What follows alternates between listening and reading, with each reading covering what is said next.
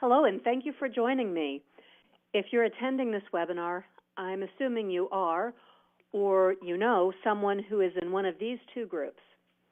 Either you're a sales manager who doesn't conduct one-to-one meetings with each salesperson, and you're curious to know what all the fuss is about, or you are a sales manager, or know a sales manager, who wants to improve the caliber of one-to-one meetings and recognizes that there could be something, a little something that's lacking in the meetings that are currently being held.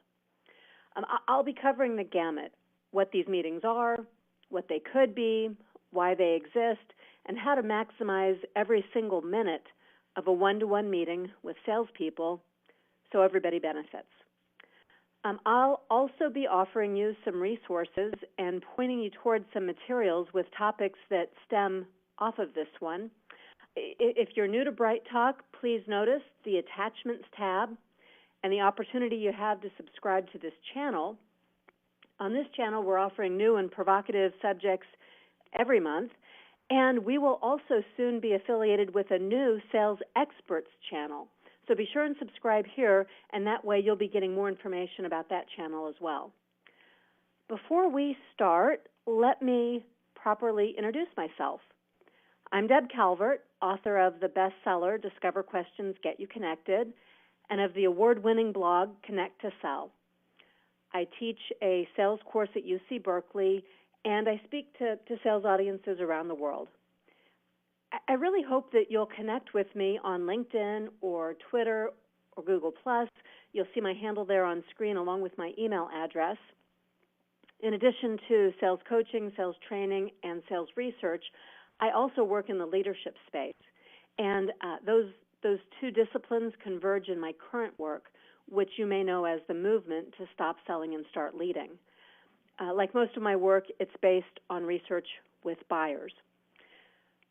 Previously in my corporate role with the Fortune 500, and in the 10 years since then, I've trained and coached over 1,000 sales managers, and I've also trained and coached many, many sales reps. And so I've got some insights into how they feel about their one-to-one meetings. What I'll be presenting today comes from my own observations, from those before and after coaching transformations for sales teams, and of course, from research. Now, here's an interesting observation. You can try it. The Google search for how to conduct a one-to-one meeting serves up entirely different results than the same search with a plus sales tagged on. And I had to wonder, why is that? As a manager of people, I think there are some things we need to cover that are broader than being a sales manager of salespeople. So I'm suggesting that we take that broader view, and by the time we're done, we'll have plenty of the sales specifics covered too, I promise. The ideal blueprint for a one-to-one meeting takes the whole person into account. When we think of your sales team members in some sort of depersonalized way, I think we overlook some of their basic human needs. We think that salespeople, for example, are motivated entirely by money. And we forget that they're humans first and foremost, and that humans are primarily motivated by a need to belong. Incidentally, side note here, if you'd like to learn more about the myth, and yes, it is a myth, that all salespeople are money motivated, check out one of my other webinars here on Bright Talk that specifically addresses that myth. Okay, so we do all these things for sales enablement when we think of our team members as closers or as some other function or title or the job itself. And I do think it's equally important to put time and effort toward people enablement. So there are two parts of the meeting, the needs. There's the needs of the salesperson and there's the need of the person. We're going to talk a little bit more about that second half today. We're going to start there. But let me also point out that likewise, there are two parts of your job. There's the sales part and there's the manager part. Functionally, the sales part, that has you checking the dashboard, revising the budget, setting the quota, reviewing the pipeline, driving revenue production. all of that, that's the sales part of your job, and obviously it's very important. But what if you could do a little less of that, and instead you could do a little more of this, a little more of the manager part of your job, the part you have in common with all types of managers in all functions, the people-building part that, by the way, would also expand the capacity of your salespeople and ultimately lead to more sales. See, that generic manager part, it tends to get a little less focus than the sales part of a sales manager's job. And I think that's a little unfortunate. Let me explain why. This research that I'm putting on screen for you now, this comes from Gallup. And they conduct this study year after year with people in all sorts of functions. And year after year, across all different kinds of functions, it remains very consistent. This absolutely applies to salespeople too. What you now see on screen are the top 4 reasons people leave their jobs. And what I like about this research is Gallup, they drill it down. They go deeper than the typical exit interview. Because you know what happens there. We ask, why are you leaving? And people say, because I found a better paying job. So we tend to think that people leave because we don't pay a competitive wage or the territory they serve doesn't have a lucrative enough commission opportunity, when in fact, what Gallup does is they take it a little bit deeper. They ask people, including salespeople who recently left their jobs, they ask this question. They ask, what was it that caused you to go looking for a job that paid more money? And the 5th most common response is, I needed to make more money. Those 4 responses on screen were all said more often than, I needed to make more money. And as you look at these 4 reasons that people leave, I'd like you to notice that they have one thing in common. That one thing is who is responsible for or capable of making these 4 things happen. And in all 4 cases, it's the manager. So this is where you have an opportunity to improve retention in your sales organization. And these are also people-building things that are best done in regular one-to-one meetings. With this in mind, let's take a look at the typical objectives for one-to-one meetings. Because I think the one-to-one meeting, it's often misunderstood. And that's why it ends up being less effective than it could be. For some, these are viewed as mini performance reviews. And if you've ever been on the receiving end of one of these, you know how discouraging and demotivating that can be. I had a boss once who was very regular with these mini performance reviews meetings, and for our sales team, they became known as the weekly beatdown. Maybe you're using your one-to-one meeting time instead to check up on the to-do list. And if your team has a lot of activity metrics, or if your sales process steps require some monitoring, this may seem like a natural time for reviewing those tasks. Similarly, maybe you're using one-to-one meetings to do some routine check-ins on progress, projects, prospects, the dashboard, progress through the funnel, using this as a way to update your own forecast or to light a fire underneath your salespeople. But what if, instead, you could be igniting a spark inside of them? See, the most effective one-to-one meetings do exactly that. They motivate and they get people invested, and they take you out of the business of micromanaging, and they set people up to drive their own success. Enabling and ennobling salespeople in a one-to-one meeting includes these kinds of activities. Instead of the more operational or one-directional ones that most sales managers rely on. In my opinion, the primary purpose of the one-to-one meeting should be to recharge your sellers and equip them for success. The blueprint for an effective one-to-one meeting makes that possible. So here it is. This is a big, broad overview of the blueprint that, in my estimation, my observation, my anecdotal research. This is the blueprint that is the very best for developing your salespeople and expanding your sales capacity. This blueprint enables and ennobles salespeople. It improves engagement, job satisfaction, and even retention. It helps people grow their commitment level and their capacity to do more and to do it better. And I will be covering those steps in depth. You got a sneak preview there a moment ago. This infographic, by the way, is available in the attachments that I mentioned. I hope you'll use it as a reminder. And I should caution you that snagging it now and cutting out of the webinar is going to leave you a little less capable than the full presentation will. It's a good infographic, but it needs some context. Okay, so what this infographic shows is a blueprint for a weekly 45-minute meeting. You can certainly adjust that time frame, but if you do, try to keep these component pieces in ratio with each other. They're well balanced in a way that meets multiple objectives.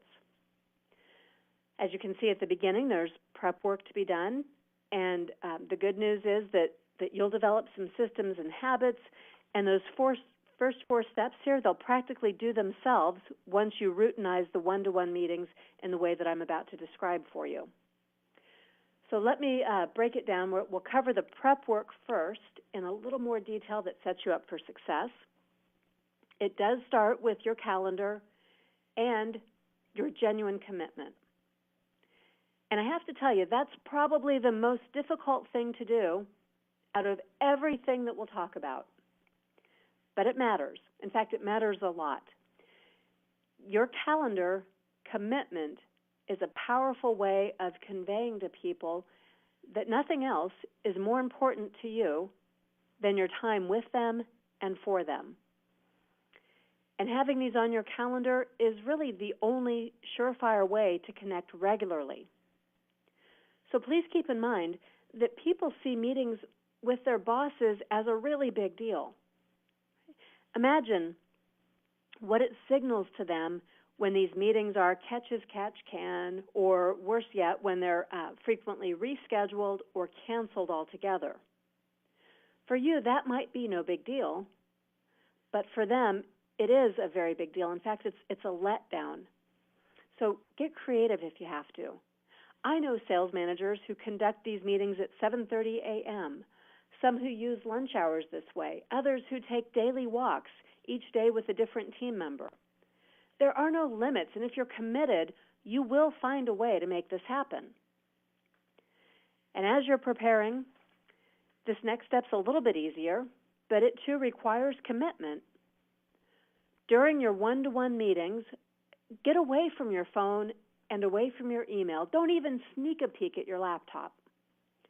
Devote this time to the salesperson who needs and wants your support. And it may sound a little bit old-fashioned, but this does have a profound impact on employees. I think it matters especially to do this with salespeople because it models to them what you expect that they'll be doing when they host their most important meetings, the ones with buyers. Now, I'll be talking more about this third piece as we progress because this is an activity that also happens during the one-to-one meeting. But your preparation is essential. Not every sales manager automatically knows how to coach or what being a sales coach really entails.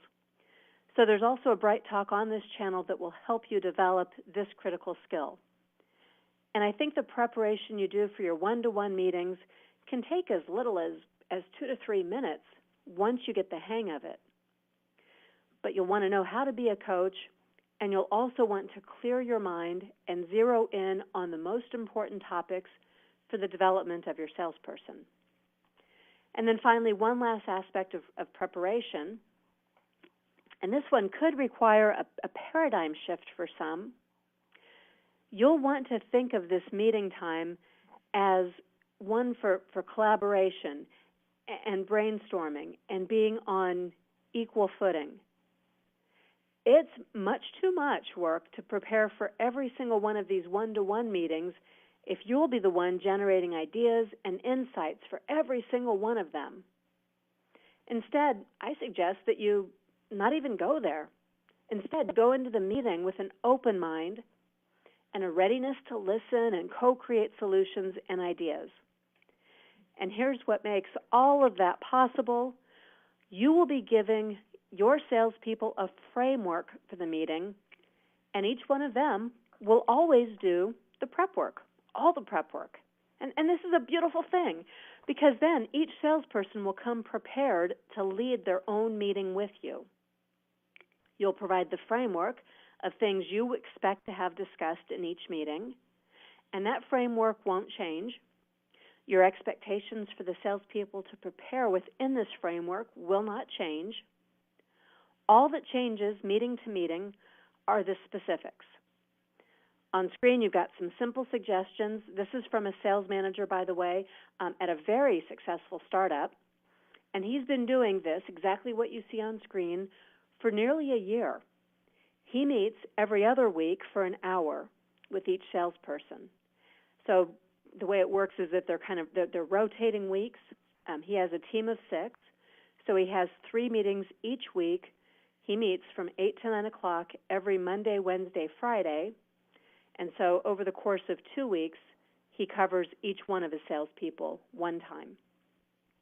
And in those meetings, his salespeople come prepared to discuss the 4 things that you see on screen. As we get a little deeper into the blueprint, you'll see the significance of each of these topics, by the way. Okay, so his meeting, it includes occasional feedback from the manager, from him, about timely and critical things that the salesperson hasn't raised or recognized. But more often, he's giving that feedback more promptly outside those meetings. He doesn't store it up and save it so that they talk about that feedback in the one-to-one meeting. You'll notice that there are no reports, no dashboards, no account updates, no other operational items in this agenda. All of that, including the feedback, all of that is happening throughout the week, and then it doesn't take a single minute more than is absolutely essential in the one-to-one. So the focus, as you can see, it's on the development of the salesperson. And the salesperson is given responsibility for identifying those areas of development that are needed. Now, that team, the one I was telling you about in the startup, it took them about 4 weeks to get fully on board and accustomed to this framework. At first, they were kind of skeptical because their sales manager had never given them this sort of attention or permission to lead conversations like this before. And it wasn't easy at first for him either. But he did stick to it, and pretty soon he began to really see the value of it. And now there's probably no way I'd ever talk him out of it, because the biggest ROI for him is that not a single one of the 6 people he had when he started this process have left. They are all still right there on board, and considering that before that he had a turnover rate of nearly 75%, in each of the 3 years prior to this, he thinks this is a home run. Now, you may be wondering why there's no time in this meeting and no prep for this meeting that's about the numbers. Well, frankly, I see a lot of time wasted on numbers. And I'm particularly disdainful of time spent on numbers that looks backwards. So there are 2 reasons I intentionally do not include a review of numbers in these meetings. First, as you know, there's not a dang thing you can do about those past numbers. They're unchangeable. They're history. Looking backwards won't move you forward. And then the second thing is that salespeople, they really do need to be positive in order to succeed. They know the numbers. They get paid for those numbers, so you can bet they have plenty of time spent already reviewing and lamenting or celebrating those numbers. You piling on to the negative impairs their positive momentum going forward. You celebrating the numbers, of course, that is valuable, but it doesn't require a lot of time, and you certainly don't have to carve out time in a one-to-one meeting. you more likely want to celebrate with them in the moment. So instead, in the one-to-one meetings, or frankly at any time that you're looking at numbers, pay attention instead to leading indicators. You might even consider teaching your salespeople to focus here. And if they are to give you a brief update on the numbers, coach them to focus on these numbers first, the leading indicators, the places where they need your help. Leading indicators look forward, and they give you and your sellers a chance to impact future results. Leading indicators show where you want to focus your field coaching, and they also give you the perfect terrain for employee development. So please don't confuse the progress check with an update on sales. That's the next step in our blueprint. This is about the progress of the employee's development. What have they learned? What mistakes have they made that can be turned into learning opportunities? What did they commit to working on in the last meeting? And how are they doing? How are they coming along in their progress toward that development? Taking time to talk about development is the very best way to get growth and development. The old maxim, inspect what you expect. And of course, you should be expecting every member of your team to continually learn and grow. That's why you'd give them responsibility in this meeting framework, and it's why you'd start each meeting with a look at the progress. This is the accountability piece. And here's the best part. Since they have ownership of this, and they know they'll be reporting back to you, much more learning activity will take place. People will get a little vulnerable. They'll try some new things. They'll look for their own learning resources. And this alone can significantly impact not just the individual, but your entire workplace culture. So you'll open up your meeting by glancing at your notes from the last one and simply saying something like, I'm eager to hear about the steps you committed to last week for learning more about invalidating objections. Then you give the floor to the salesperson and prompt him or her as needed to get a full check on the progress, and then do any brainstorming or give any encouragement needed to keep building on this. In essence, your role in the one-to-one meeting is more like that of a facilitator or a coach, and less like that of a manager. Now, we've mentioned coaching, so let's segue here just to take a quick look at coaching, because as you know, coaching pays huge dividends. I probably ought to let you know that there's another Bright Talk out there, a previous Bright Talk, that will teach you a lot more about how to coach and to promote the need to coach. So your one-to-one meeting, your time here, conducted as described on the previous slide in the blueprint, that also counts as coaching. So you want to get to the benchmarks that you see on screen, and your one-to-one time will help you get there. This is from the Sales Executive Council. In the Sales Executive Council's research, the measure was the amount of time a sales manager doing quality and bona fide sales coaching activities. Okay, so these amounts of time then were correlated with the team's percent to goal. The number of hours defined as low, that was 20 hours or less per month spread across the entire sales team. The average was 23 hours, and the high was 35 or more hours per month. That's the sales manager's time, 35 hours of the sales manager's time spread across the entire sales team. And that was the optimum, 35 hours per manager per month. For a strong team, that exceeds this amount, the 35 hours. They ended up exceeding goal by 7%.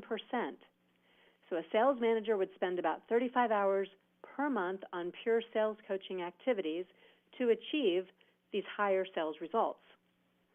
In that study, by the way, this was a study with managers who had a span of control with 6 to 12 sellers.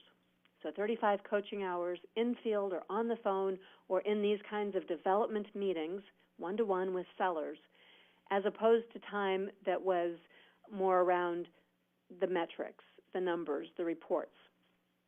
And what a difference. I mean, just think of it this way, a huge difference that 15 hours a month can make.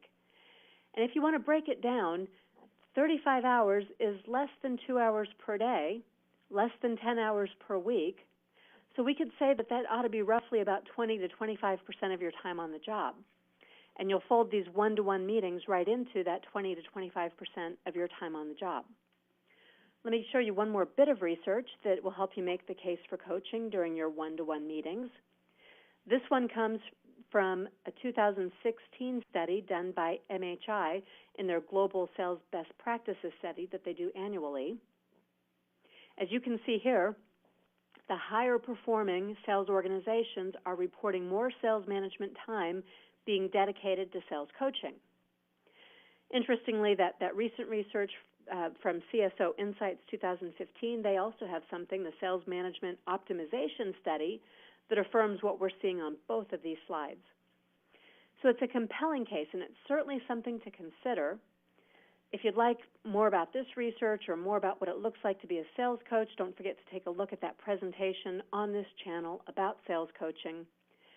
But somehow factor it in and know that it goes side by side. You get double benefit if your one-to-one time is around operating as a coach.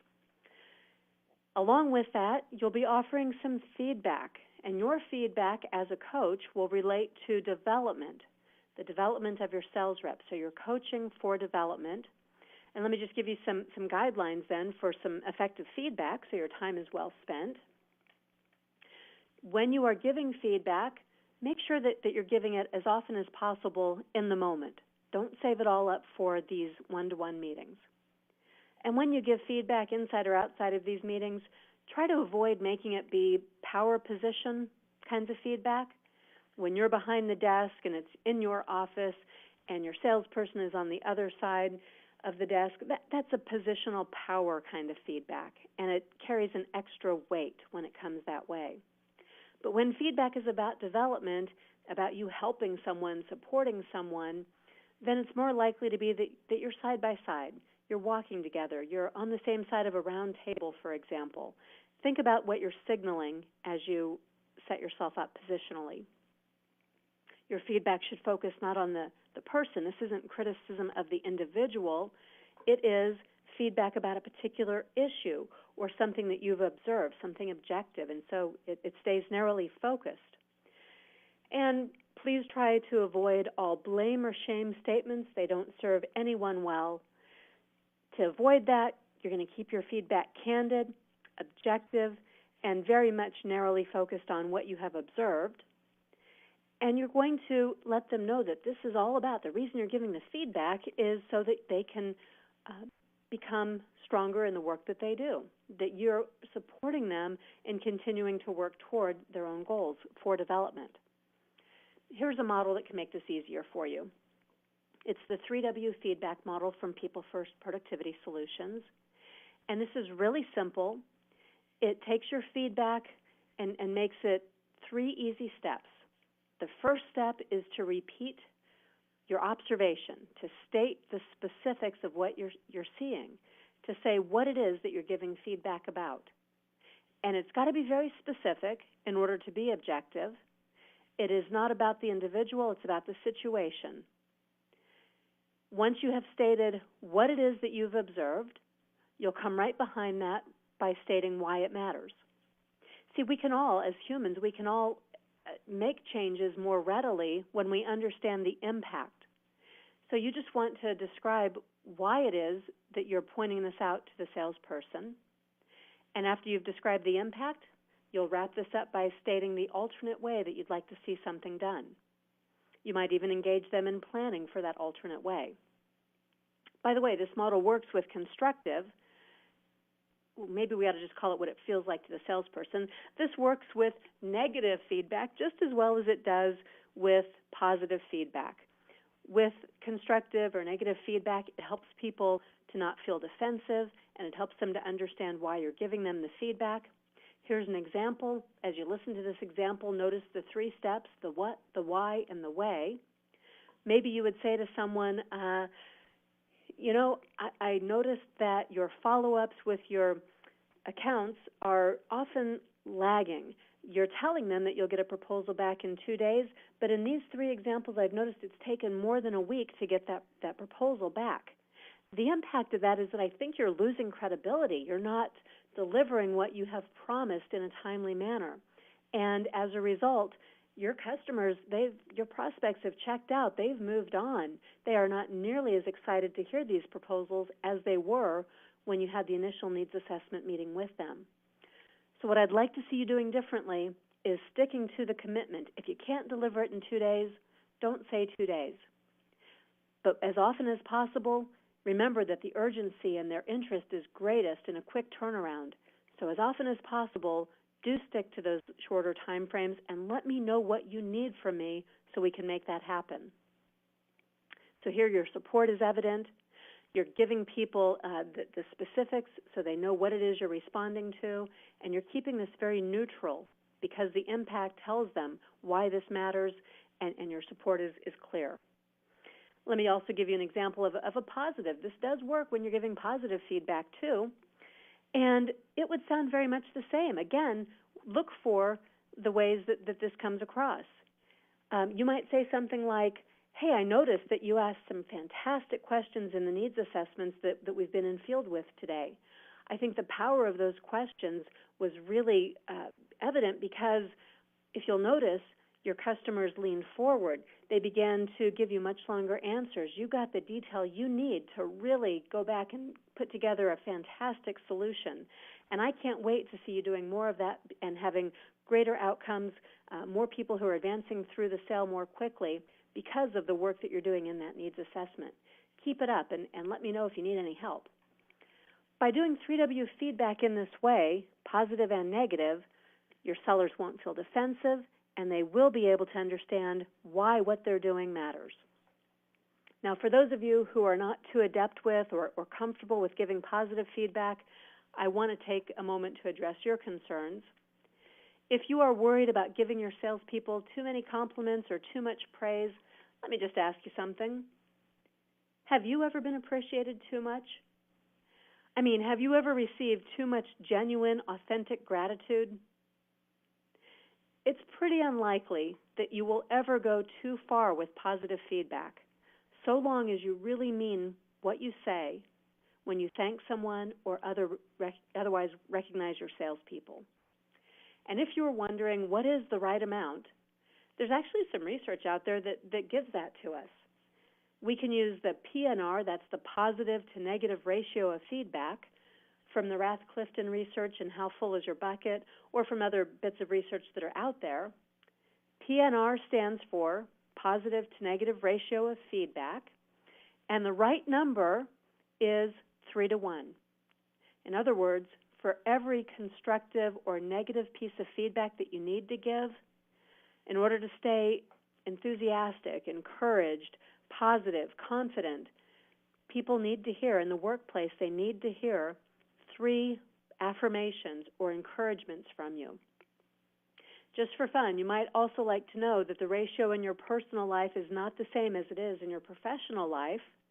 The closer you are to your salespeople, the closer you are to the people in your personal life, the more positives they need in relation to the number of negatives that they hear. That PNR at home, for example, is thought to be more like 5 to 1. And that's because the weight of your words matters most to the people who are closest to you. So look for ways to call out those positives, and don't be worried about going overboard. If you are authentic, it's pretty hard to go overboard with positive feedback. Positive or constructive, you'll want to be constructive and candid.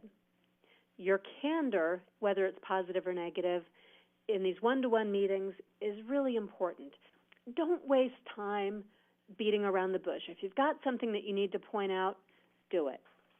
If you are minimizing or apologizing, you're taking away from what you're about to say. And if it's important enough to say, just say it. Don't try to protect people from the truth. All you're really doing is delaying the inevitable when somebody else is going to have to talk to them, and it's going to be much worse than if you had done it and headed them off at the pass and gotten them back on track sooner. There is no need to blame or to shame. Keep it objective. Be candid. Be objective. Don't use superlatives. There's no such thing as always and never. But just stick to the course. Be candid. Your objective here is to help people. And if you are candid, you'll be much more supportive than if you otherwise are ignoring or trying to protect your own feelings and your own discomfort. Now, with all of this, there's another component piece. Unlike sales enablement, people enablement is about removing barriers, both the real ones and the perceived ones, so that your salespeople won't feel stuck. There's something very interesting that will happen in this part of your meeting over time. You'll notice that in the current blueprint, a full 1/3 of the time is allocated here to enablement. That's 15 out of the 45 minutes in this example. And at first, you're going to need every second of that time. But over the course of a few months, 3 things will occur. I guarantee it. First, you'll actually remove some barriers that otherwise you wouldn't have even known about. And second, because you're listening and you're enabling your salespeople to bring these concerns to you, the perceived magnitude of the barriers will diminish in their minds. You know, we all feel like problems are bigger when we feel like we have to handle them alone.